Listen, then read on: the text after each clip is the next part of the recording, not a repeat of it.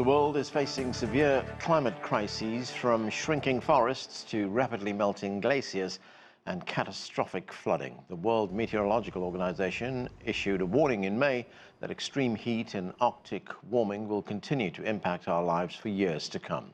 Later, we'll hear from experts on plastics pollution and the health of our oceans, but we begin with the climate crisis.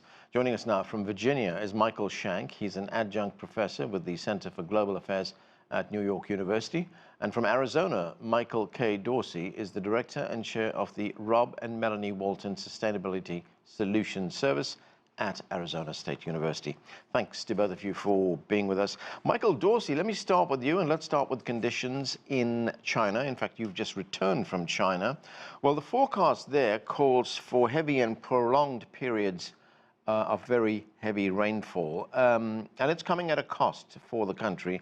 In fact, there's a report from the country's Ministry of Emergency Management which says that natural disasters in China in August cost $2.75 billion. What's behind these extreme conditions? Extreme weather events are a direct byproduct of the unfolding climate crisis on it.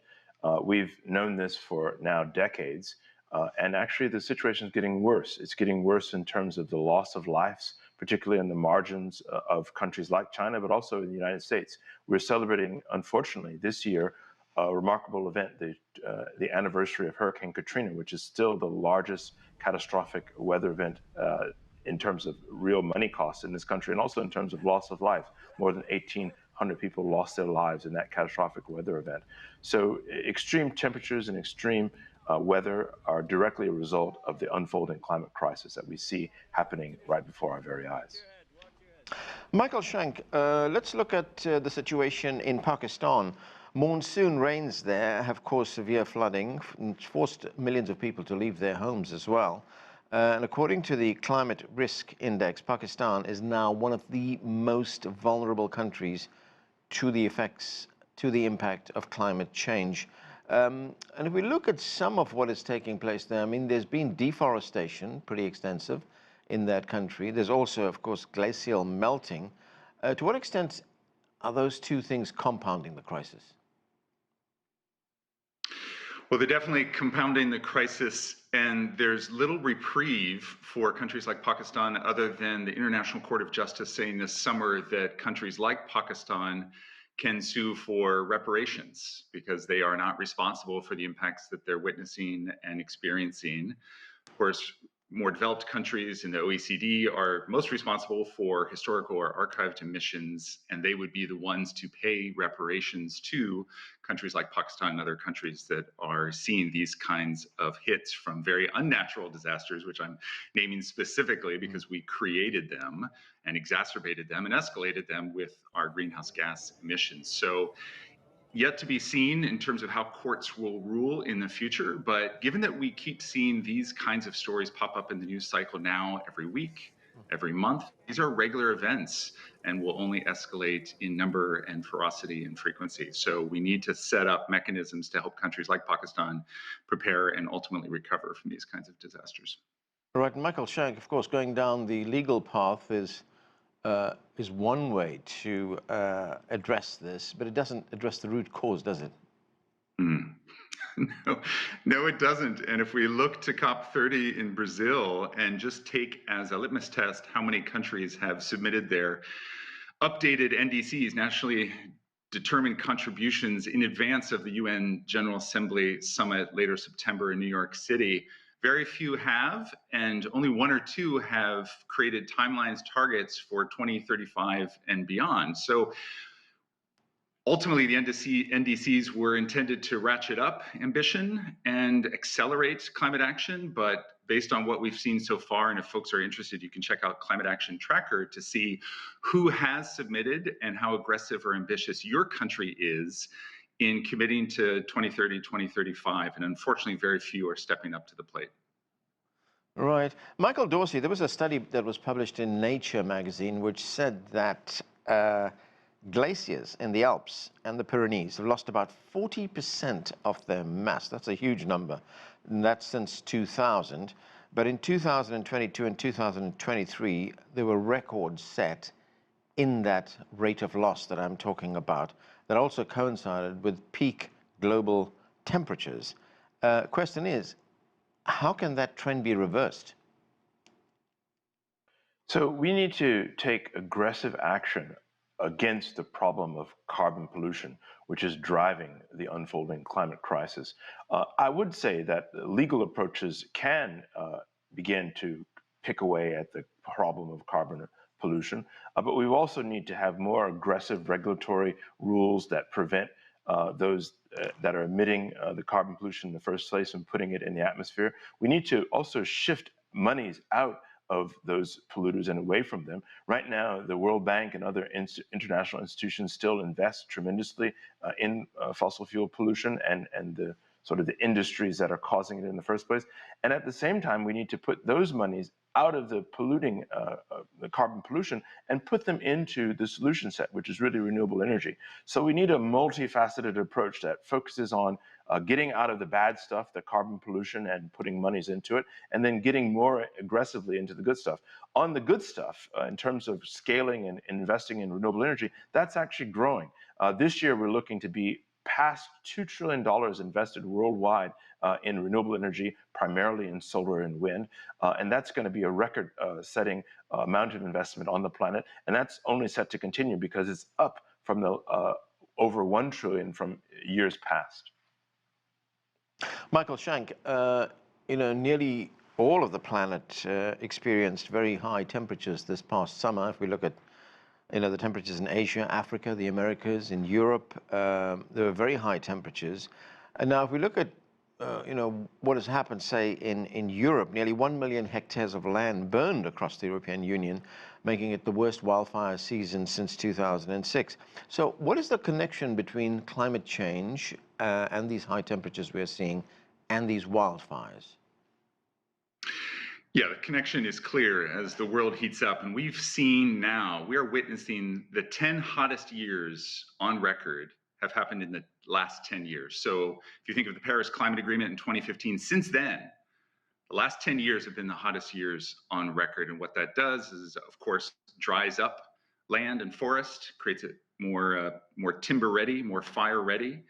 And so we're seeing more fires as a result, and we're seeing more flooding as a result. And what many subnationals like cities are doing around the world is they're creating staff to focus specifically on this. So you see more chief heat officers around the world at the city level. You see more, of course, fire responding, but this idea that we create staff to focus solely on the climate impacts facing society is an interesting one. We're starting to see, again, more cities hire chief heat officers. Perhaps we could have chief flood officers, chief fire officers, chief drought officers to focus solely on these climate impacts that are only escalating because of the warming planet. And we're also seeing, Michael Shank, with these wildfires that there are also very high levels of air pollution. And this could be very far away from where these fires are burning. Here's Lorenzo Labrador, who is the Chief Scientific Officer at the World Meteorological Organization. Let's listen. Even though you are quite far from the sources of fires, the smoke pollution and the PM 2.5 that comes from those fires have the power to basically go across borders and travel very long distances and degrade air quality in faraway cities. We have also seen that basically from wildfires as far afield as Canada, making it all the way across Europe. So, Michael Shank, here you have a situation where air quality is really poor because of what is being spread by these fires. There's high levels of pollution. I mean, how does one address that? How do cities address that?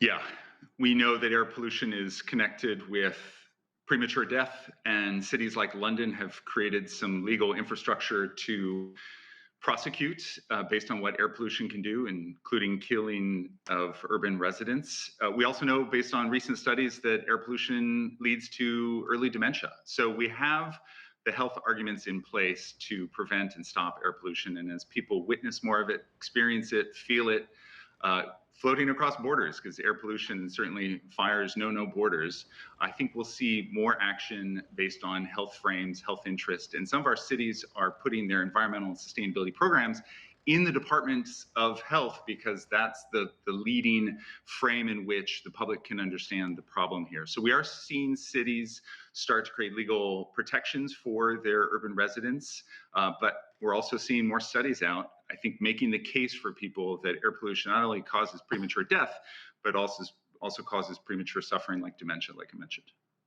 Michael Dorsey, cities in China have managed to improve their air quality pretty dramatically. I mean, I remember a time when the pollution in a city like Beijing was very, very high. It was extremely unhealthy. But how did China do that?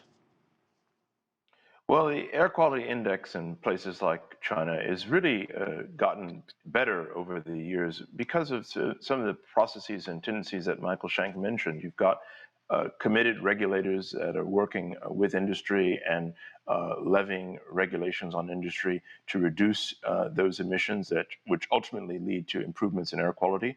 At the same time, in addition, or a little bit beyond those sort of heat officers and folks working in the public health divisions of cities across China, but also across other cities around the world, we've got folks that are committed to scaling the solution set as well, right alongside of checking the problem. So we've got chief sustainability officers across cities around the world, and they're working oftentimes with utilities and industry, not just to reduce their emissions, but to scale up investments in renewable energy that don't offer those emissions in the first place. So we've got folks that are working on the problem, but also folks that are scaling the solution set. And we've got to do both of those things at the same time. And that's really the core of what we do here at the Sustainability Solution Service, work on scaling the solution as well as assisting those that are working on the problem.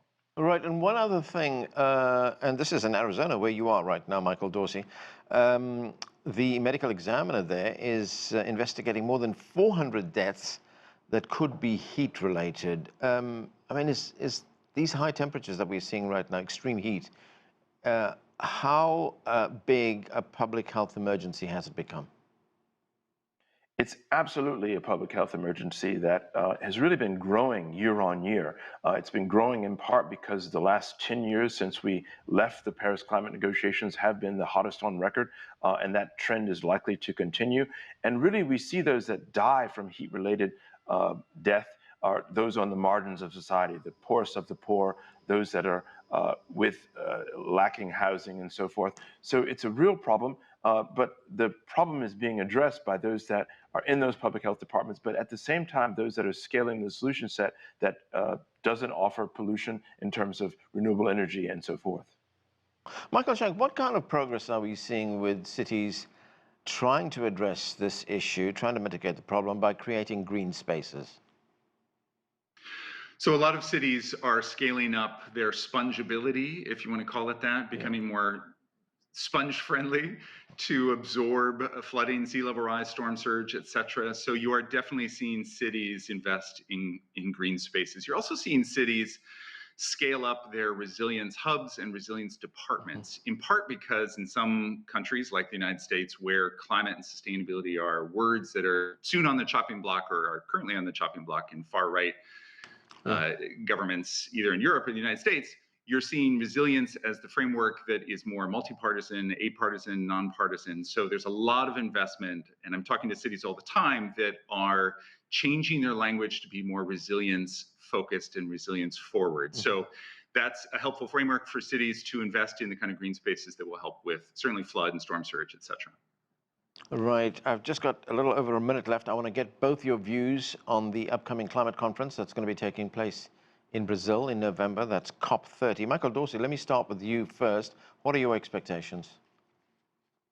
Well, we need to have more monies committed through the multilateral system to the solution set to investing in renewable energy, particularly wind and solar. We also need to have stronger regulations and put on those that are generating the problem, those in the fossil fuel sector. If we can get those two things, we can leave the 30th meeting of the parties of the United Nations Framework Convention on Climate Change successfully.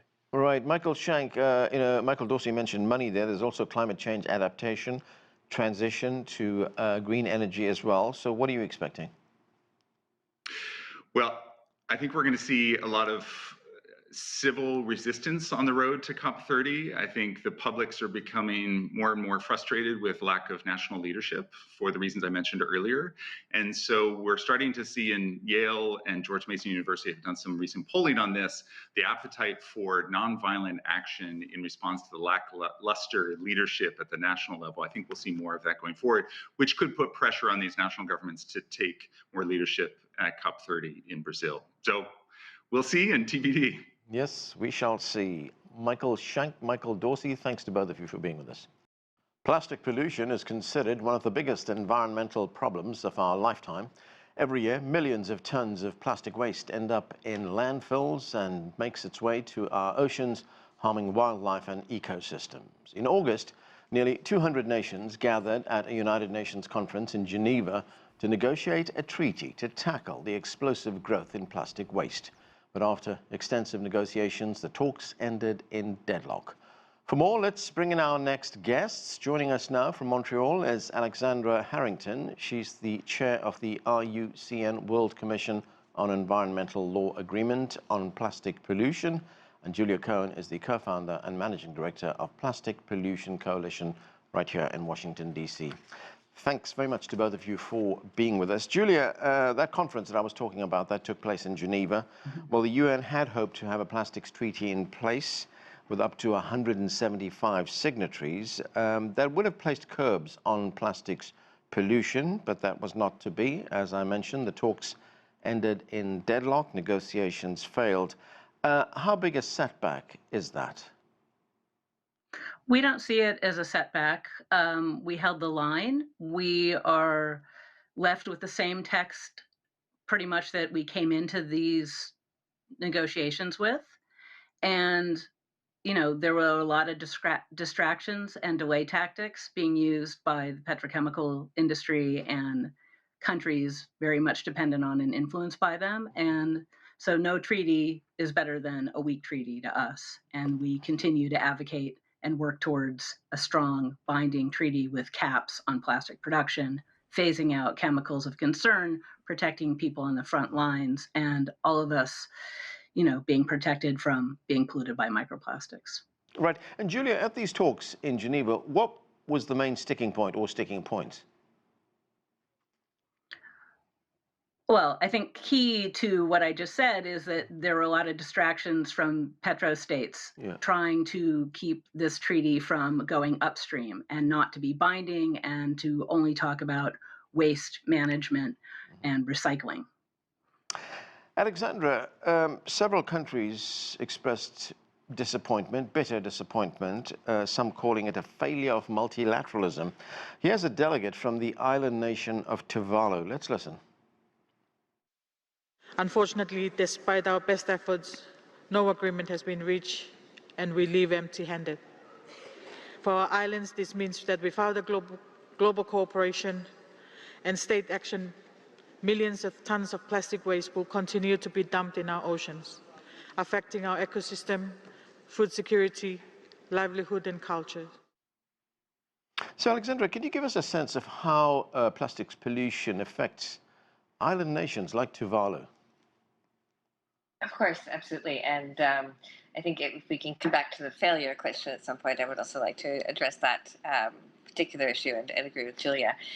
But what we know, and again, this is something that we have a great deal of scientific research on, is that plastic pollution affects both terrestrial and ocean systems, but differently, but equally, and is very much interlinked. And so for island nations like Tuvalu and many of the Pacific Islands, or the PCIDs as they're often called, this is an existential issue.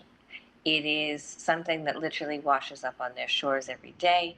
It also has a very large impact on their tourist activities and economies, their fishing activities, their food sources, and in many instances has a great deal of exposure options or potential for chemicals and for other types of very dangerous wastes that are causing not only immediate impacts, but also that have the potential to be very much lifelong and also generational impacts for current and future generations living in those islands.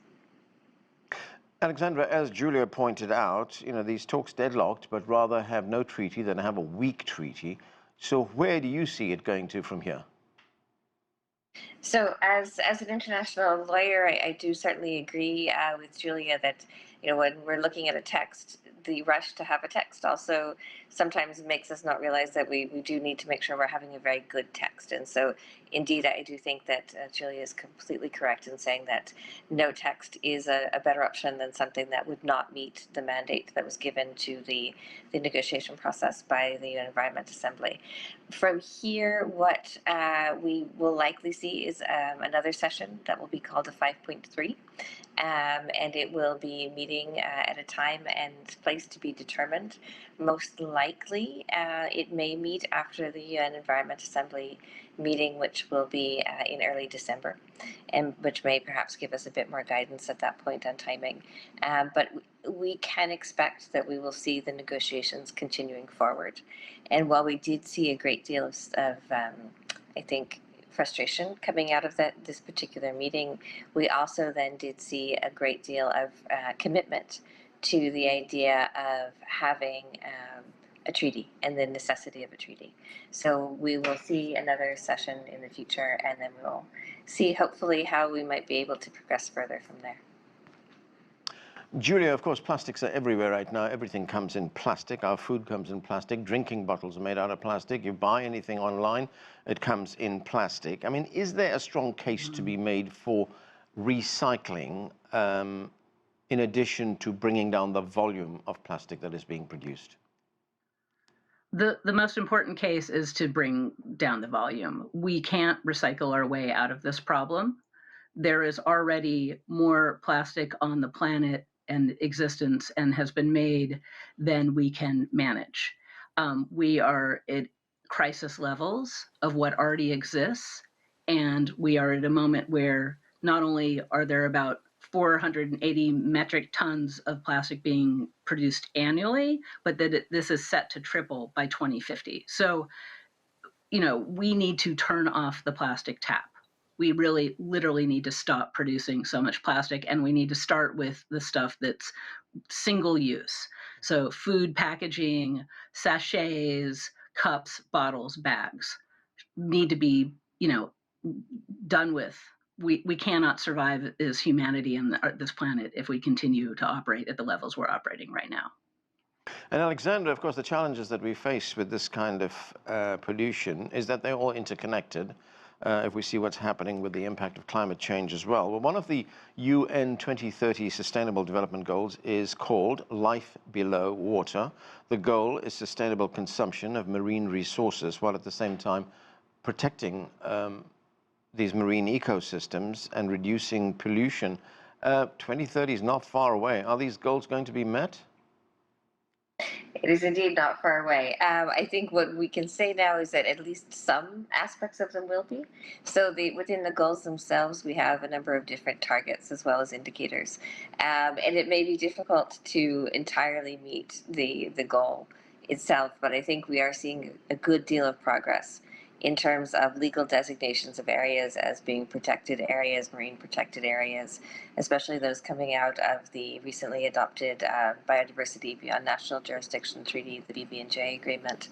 And I do think that a number of countries are starting to become more aware of the plastic connection between oceans and marine ecosystem protections and the provisions of things like SDG 15 on life below water, and how that then winds up impacting on broader issues as well. So we are seeing a number of national measures that are being adopted, even while we're looking to the international system to then come up with other more creative solutions like the plastics treaty potentially, to hopefully be able to meet as much of that as we can by 2030.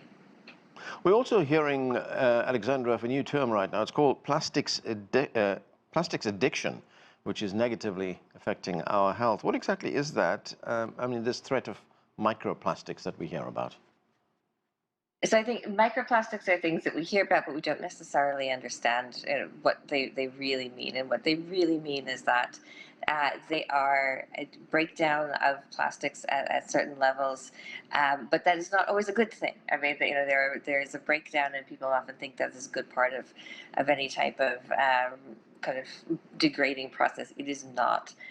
In the microplastics context, because it is something that we have seen scientifically, and again, a number of IUCN studies have proven become part of the water, which is then consumed by fish, by humans, by every form of life, also become part of the air and the soil. So we wind up breathing it in. We breathe it in, it becomes part of our bodies, it becomes part of our own organisms. Indeed, we know that microplastics have been passed now from mother to child through placenta transfer. So it is something that is present in our environment, and more than that, is also present now in our bodies.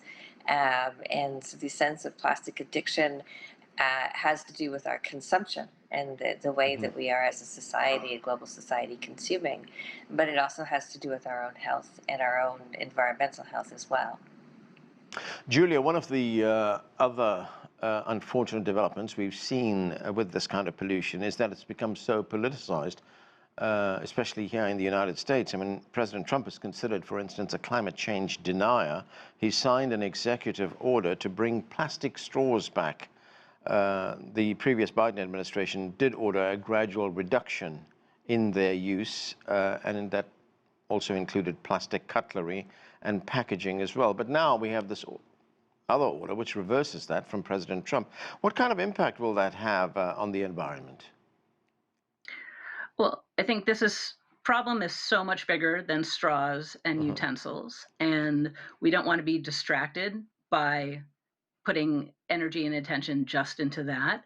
There are 120 countries who are all aiming for a more ambitious global treaty.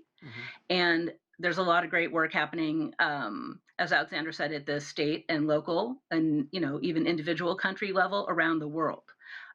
So many countries, including the United States, have extended producer responsibility bills.